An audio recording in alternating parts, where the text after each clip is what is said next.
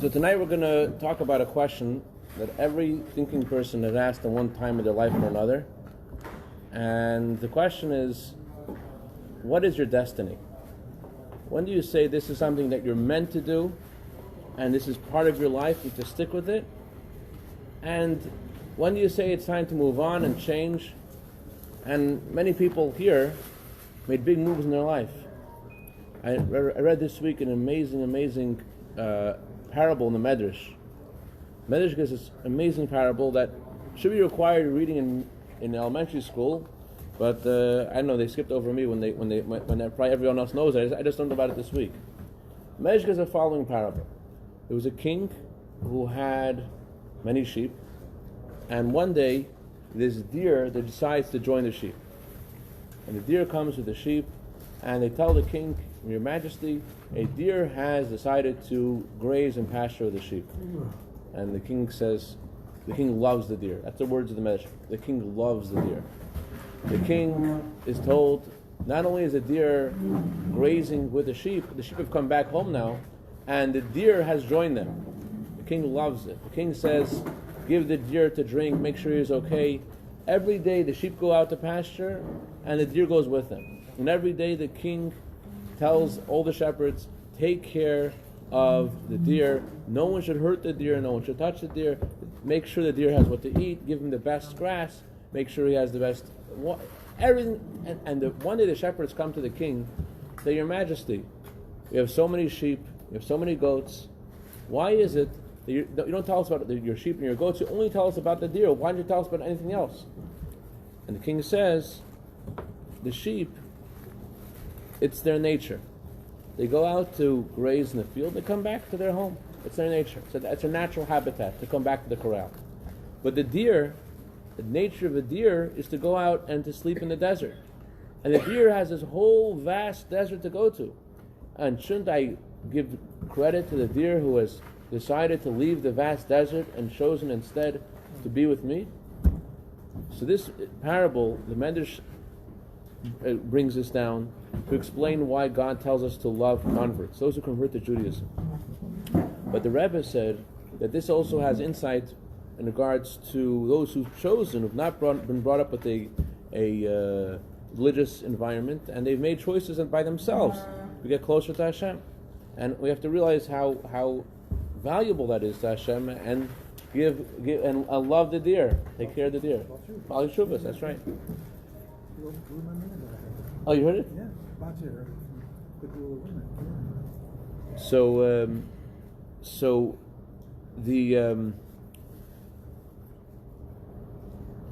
the question is, okay, you made choices in your life, and you see they're going in some certain direction, but how do you know when it's time to move to somewhere else, different location to live? How do you know when your marriage is supposed to be continued, or shalom is supposed to end? How do you know when you're supposed to make the next move? How do you know when it's time for chapter 2? Isn't there a concept of destiny? And when does that concept begin and end? And how do we define destiny? What is destiny? So in this week's Torah portion, we learn about the division of the land of Israel. The division of the land of Israel is done how? With a lottery. A lottery. Now it's a very important question: who lives where in Israel? It wasn't just a question for the Jewish people at that time, but whoever got wherever they got in the land of Israel, that's something that affected them for a millennia, and after Mashiach comes, forever. So how is this big question going to be decided? It's going to be decided by a lottery. Who makes a lottery? I know I make a lottery. My kids are arguing. I can't decide who's supposed to do what, so I make a lottery. It's because I'm weak. But if a judge made a lottery, if a king kings don't make lotteries, judges don't make lotteries, they just decide this person's innocent, this person's guilty, and that's it, and move on. What's the meaning of Hashem making a lottery for such a big, important question? Why not decide? And the truth is that this wasn't the only means that Hashem used to decide where everyone should live. What happened was that Elazar, the high priest, he had the breastplate, and he wore the Urim V'Tumim, and the letters, there was 12 stones for each tribe, so it worked a little bit in a way that we could relate to, because we're used to electronics. And one of the stones starts to shine. It's Shimon's turn. Beep. Shimon's going. Okay, where does Shimon get? And then there is a letter Dalet and a Reish and a Vav and a Mem. It was on the breastplate, right? On the breastplate. Yeah. So okay, he gets in the south. Shimon's going to the south. Where's Yehuda going? Yehuda is shining. Okay, where's his Mazel Tov? Mazel Tov. Wow. I didn't expect to have an awesome opportunity to see you tonight. I thought that you'd be all kala. Yeah, it's engaged. Mazel Tov. Okay, so I say to you, front row seat, Chatan. Okay, so Hashem clearly decided in an open and revealed way where every tribe has to go. It was clear. You saw on the breastplate, Yehuda here. But Hashem wasn't satisfied with that. Hashem said there's another step. We're going to make a lottery. It's 2 boxes. This box is the names of the tribes, this box is the names of the areas of Israel, and Hashem and the Kohen would announce, I'm going to pick up area D and I'm going to pick the tribe of Yehuda, and he picked them up, and not only that, but the paper itself spoke and said, I am the paper of the tribe of Yehuda, and we get area D. So that's the story the Torah says. And so they already had it on the breastplate where they're supposed to go. Why they need the lottery? Good question. That's our question tonight. What's the point of the lottery? It's exactly the question. What's the idea of the lottery? Hashem already showed them in a way that no one could doubt that it's true. This is the way it is. And yet, a lottery had to be done. What's the meaning of this lottery? This was how everybody conducted their life. They came and they got their message. This was for the tribes. And not one could ask their question to Umm. Only a very important person could ask for a very important reason. It wasn't like, I don't know which kind of gift I should give my wife for the anniversary. Should we get a ring? Should we go on a vacation? They won't let you in. But the question is, as you just said, Alan, the question is, why do they need a lottery if they already have a very strong voice, clear how it's supposed to be done? So before we get to the answer, let's understand something. This lottery was not just about where you're going to live in Israel. This lottery was indicative and represents each of us in our lives where we end up being. That where you end up going in the world. Just like the lottery was used to define where you're going to go in Israel, where your tribe would go, the lottery also represents that everyone has a space to be in the world. And Hashem decides where you're going to go and what you're going to do by a means called lottery. And our question is, what does that mean? And it doesn't seem really fair. We find in the Torah a lottery done in the time of Yehoshua. Yehoshua was just beginning his career, and he's fighting the wars of God, and all of a sudden, people are dying. This is a new thing. Usually we fight, and we don't really fight. Hashem fights for us, and total miracles, and no one gets hurt. But here, people start dying. More and more people were dying. So Yeshua turns to the Eibishter, and he says, what's going on? Hashem tells him, there's a problem over here. I said that all of these spoils of war have to be dedicated to God. Someone's taking something. So Yeshua says to God, okay, so who's doing it? So God says, you want me to say Lashon Hara? So Yeshua says, so what do you want me to do? We got a problem. How do you find? So Hashem says, make a lottery. Okay, Yeshua makes a lottery, and it makes a lottery of each tribe and each family, and it ends up falling out on this man named Achan. Achan's the guy. Yeshua says to Achan, the lottery has fallen out on you. You are the thief. Admit it. And Achan, the thief, he's taken things which are supposed to be given to the Bais Hamikdash, to be consecrated for holy usages, and he took it for himself.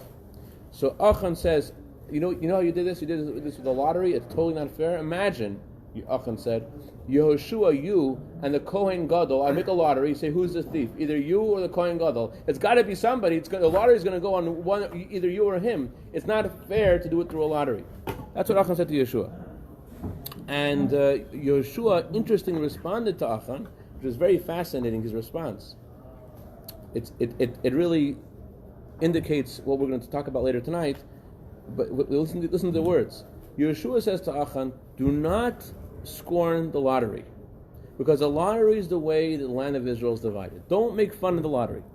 Could steal, okay, we'll talk about the stealing in a second, but don't make fun of the lottery. By the way, I have to share with you, not so related to this subject, but I just heard this amazing story this week. Maybe some of you may have seen it on WhatsApp. You saw it, Chaim. This boy who stole something in the class, he stole a toy or something. He stole a watch, wow. Thank you. From another kid in the class. And decades later, he came to the teacher to thank the teacher for how the teacher treated him when he stole the watch. What did the teacher do? The teacher told all the kids in the class to line up against the wall. And the teacher checked each kid, and he told the kids to close their eyes. No one should see what's going on. And the teacher finds the watch. The kid says, who was now an adult, "You found the watch in my pocket. And I was expecting you to shame me in front of the class. You didn't." Not only that, what did the teacher say after he finds the watch in one of the kids' pockets? No one knows who stole it because all the kids' eyes were closed. What does the teacher say? Nobody stole the watch. The Yetzer Hara was bothering one of the kids, and now the Yetzer Hara is gone, and the watch has been returned. Let's move on. So the kid said, "I was expecting you to call me over later during recess and tell me, how dare you do this? You never did. You never did. And you must remember this story." The teacher says, I don't remember you. How can I remember me? You must have remembered the story. You don't remember? The teacher says, my eyes were closed too. This is a real machana. Real. Anyways, but getting back to our subject over here, how was the land of Israel divided? It seems like that there was another factor involved. The Torah says, when the Torah introduces the division of the land of Israel, it says, "Larav tarbeh," to the tribe which has more people, give a bigger share. The tribe which has a smaller amount of people, give a smaller share. So it seems like it has to do with logic. Are you a bigger tribe or a smaller tribe? But then the Torah switches and says, do it by a lottery. Doesn't matter. And the Torah says, Bein Rav Lamat. Doesn't matter if it's a big tribe or it's a small tribe. Give them all the same. It's a contradiction. The very same verse contradicts itself. First it says, go by. And then it says, doesn't matter what logic says, just follow the lottery. So which one is it? So we have a couple of explanations. We have the Ramban, we have Rashi, and we have the Barbanel. So Rashi basically says that the land was divided according to the Gorel, according to the lottery, and it was done in a way that each tribe, the bigger tribe, got a bigger share, although it was done by a lottery, but the lottery just was in sync with the size of the tribes. The Ramban says, amazingly, he says all the 12 areas of the land of Israel were equal. Everyone got the same size. Reuben, Shimon, they all got the same size of land. What was the lottery for? Where are you going to get the land? You're going to get the same size house. Why, are you going to be living in South Central Los Angeles, or are you going to be living in Beverly Hills? Where are you going to be? In the bottom of the hill or top of the hill? So, huh? Pico Robertson. You like it, huh, Chaim? Damn it, game. So that's what the Ramban says. He says the amount of land each tribe got was the same, and the lottery was just to determine where they went. And when the Torah says, that it was going by the size was for something else. The size was for the families. How much of your share are you going to get? You're from the tribe of Reuben. You have 20 kids. So Torah says you'll get a bigger share of Reuben's property. But Reuben has the same size property as Shimon, and Shimon has the same property as Yehuda. Everybody has the same amount of property. Where that property is decided by the lottery. And how much your family gets goes by logic. That's what the Ramban says. The Barbanel asks a question to the Ramban. And Barbanel says, one second. Read the pasuk.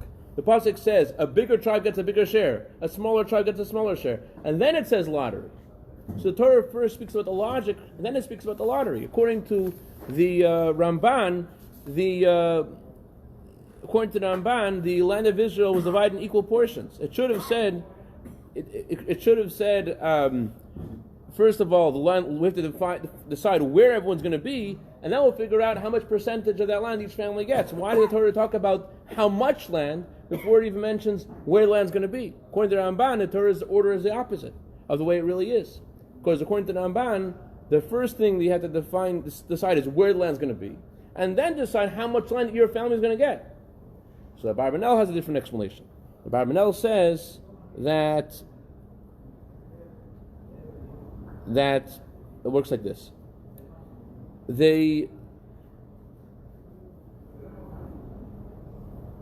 the lottery was the lottery was to decide where the land was going to be, and how big each share of each tribe was going to be. That was decided by logic. In other words, the tribe of Yehuda, you may be in the south, but how much of the south you're going to get? That was decided by logic. So Barbanel says the lottery was it wasn't all 12 equal parts. Each tribe had a different size depending upon how big they were. The lottery was just to decide where they're going to be, but how big was going to be the entire share of the land of Israel for each portion, that was depending upon the size of the tribe. But the question is, again, according to the Ramban and according to Barbanel, that the lottery is used to decide what's going to happen to the Jewish people. Why does Hashem want such an important thing to be determined by such a weak mechanism? A lottery. What does that mean?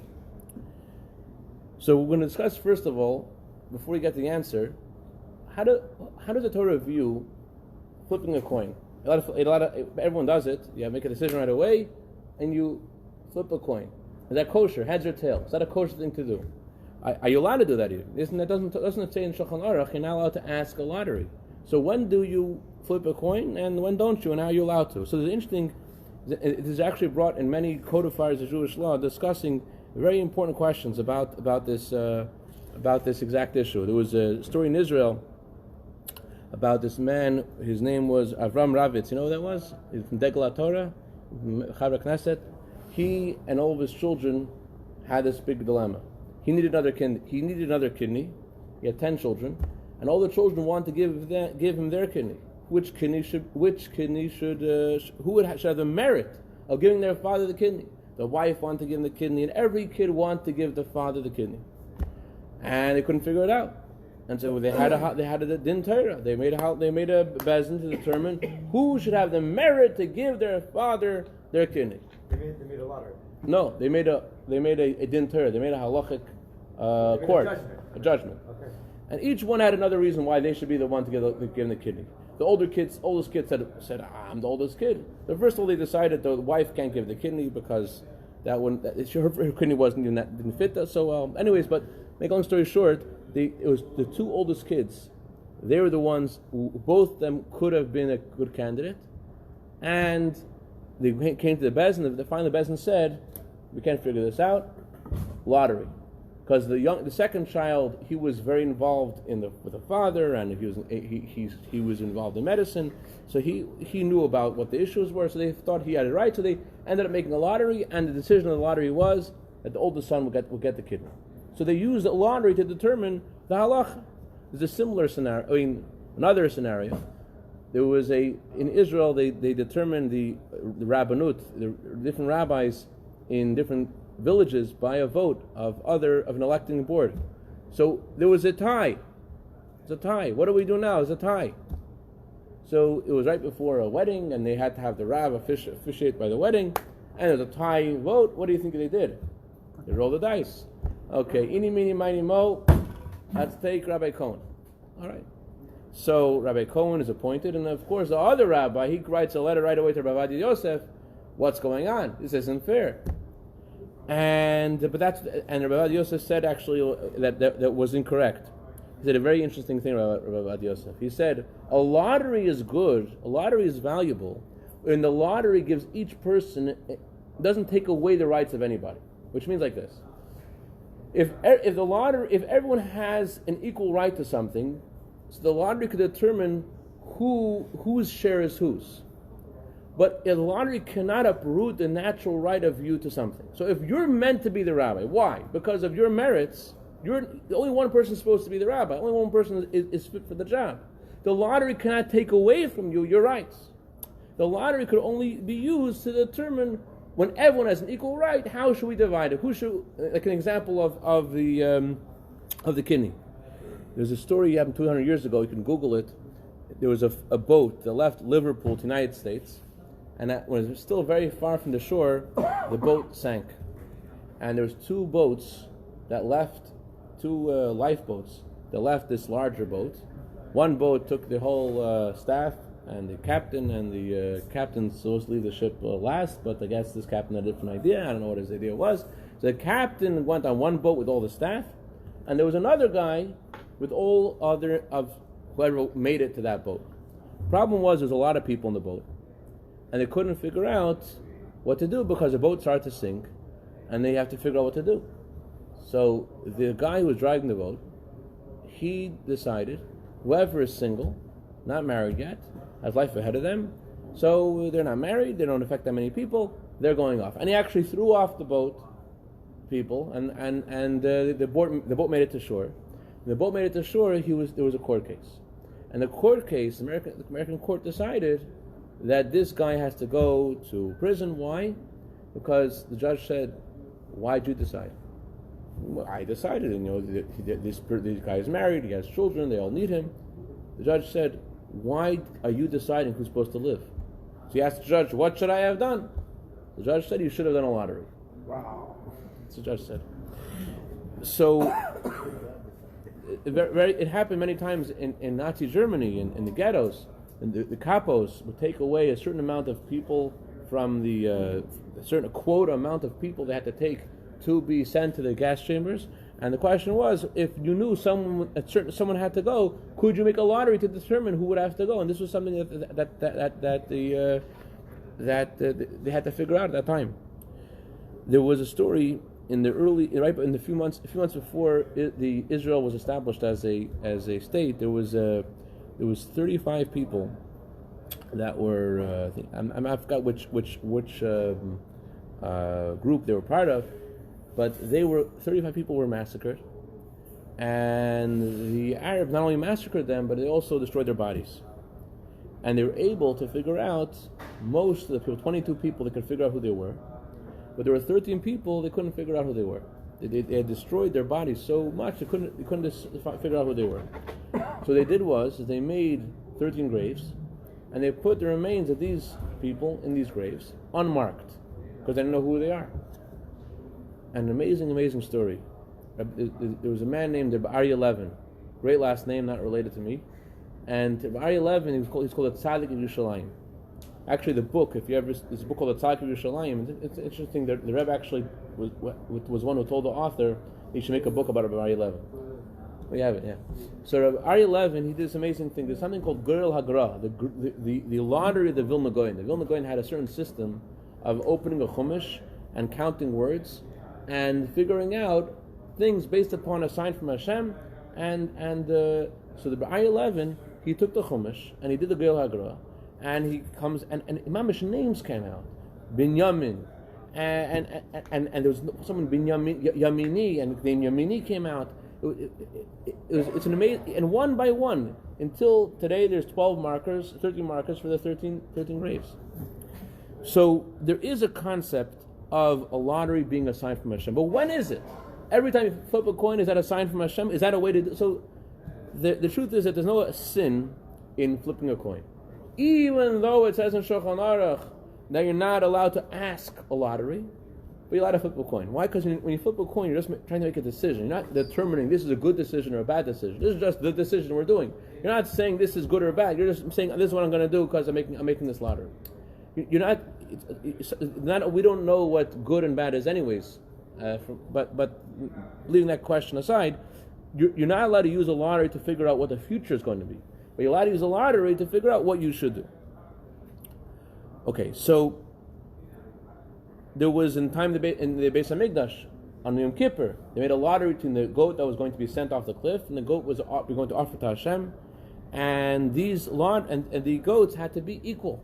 They had to look the same, they had to be the same value. And that's in general way when a lottery is able to be used when there's equal choices, when there's equal opportunity, when there's two people, they have a right to the same thing. So the lottery could be used to determine how something should be divided. But again, it can't take away someone's rights. The Chavis Yoyer writes that a lottery which is done in the right way, the way Hashem wants it to be, so the Hashgacha al Yoyin, the divine providence, connects to that person. I never did the gematria myself. Rabbi Rodol told me that Igros Kodesh is numerically equivalent to Hashgacha Pratis. The Rebbe said that there is a concept of opening a sefer and finding an answer to a question by opening a sefer, but it's not the first choice you do. First of all, the Rebbe said everyone should have their own spiritual advisor to ask questions to. Second of all, in questions of business, the Rebbe said ask friends and understand. Third of all, in regard to medical questions, the Rebbe sometimes said to ask a doctor as a friend or an expert doctor, or go by the majority of doctors. But but if you go through all these things, you still don't know the answer. There's such a concept of writing a letter and opening up a sefer. There's such a concept. But the question is, though, that's what we could do. But why is God doing this? Why is God making a lottery? What's the point of him making? He knows what the outcome is. Why is he making a lottery? So here's the incredible answer the Rebbe says. In farbrengen, 1962, the Rebbe gave this incredible answer, which I'm telling you, just it's watershed. It's aha. It's like, wow. Listen to this. Wait, I'm like, oh no.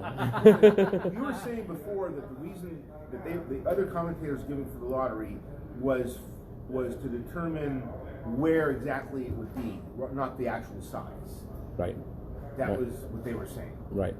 Some commentators. The size was basically going to be the same, Right. According to Ramban. Exactly. not one larger than the other. That's the Ramban. Okay, Right. go ahead. No, that's right. That's Ramban. That's one opinion. One would be larger based logically on how big the tribe was. That's a corner. That's a Barbanel. Right. But the point is, though, the lottery was to determine not size but location. Location. Yeah. Right. Okay, got it. All right, totally clear. Okay. So why is Hashem using this system of lottery? This is unbelievable. Listen to this. The Rebbe says a lottery is something which is not logical. It's higher than logic. A lottery is not, you're not deciding based upon logic. You're using a lottery, you mean you're deciding something based upon something which is not logical. Every person has a different destiny. Every person has something that they have to do in life. You cannot ask the question, why is my role to be here and do this and not somewhere else doing something else? Because that's not a logical thing.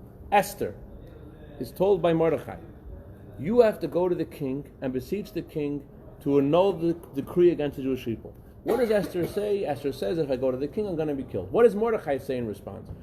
She's going to get killed if she goes to the king. And by the way, it's worse than just getting killed. There's a law that a kohen is not allowed to marry someone who willfully does not only kohen. Long story short, if Achashverosh Mordechai was married to Esther. If Achashverosh would rape Esther, so she still would be permitted to her husband. But if she went willfully by her own decision to Achashverosh, then she'd be forbidden to her husband. Wow. So Mordechai told Esther, you have to go to Achashverosh. And that means she's not coming back to Mordechai. Wait, didn't Esther and Achashverosh have a child? Yeah. So the question though is was it with her consent? Not with her consent. It's a big question. We'll have to get to that question when we get to your question.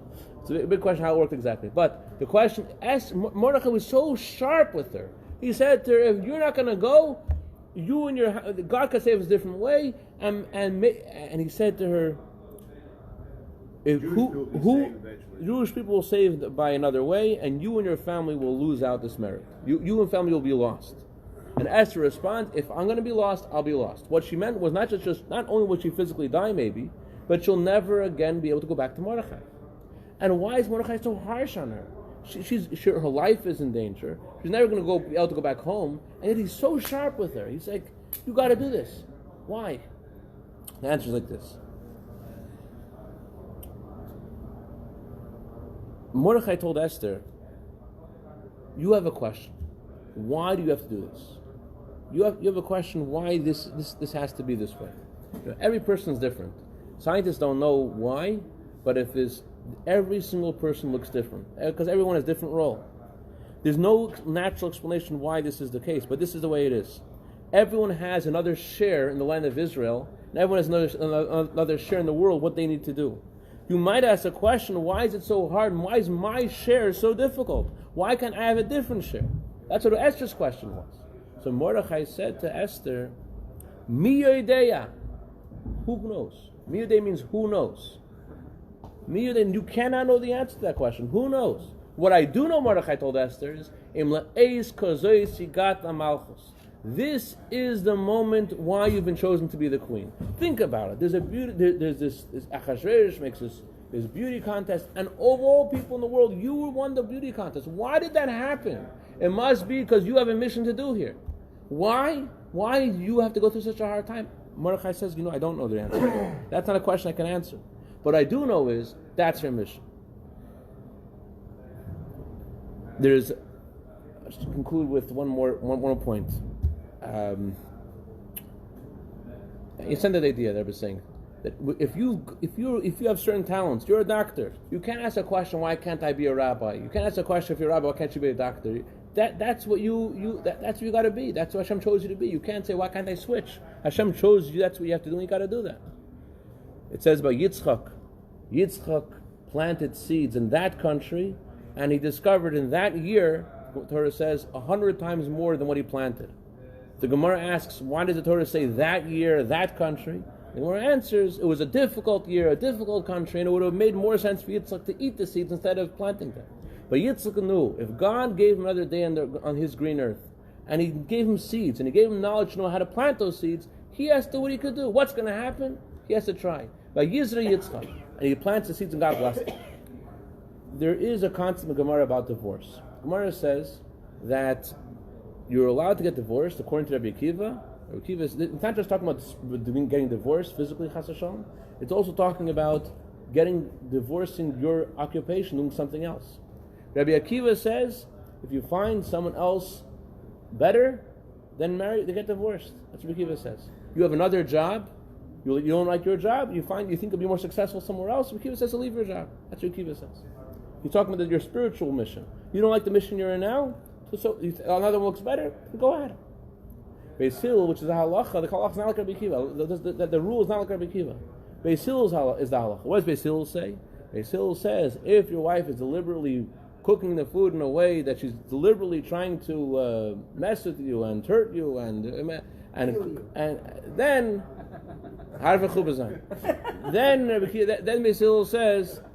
Bais Bezalel says that you're allowed to leave, which means spiritually, if you're doing a job, you're not being successful. So Bais Bezalel says, if you're not being successful, then you can move on. It's okay. You don't have to stick to it just because it's your job. You're not being successful anyways.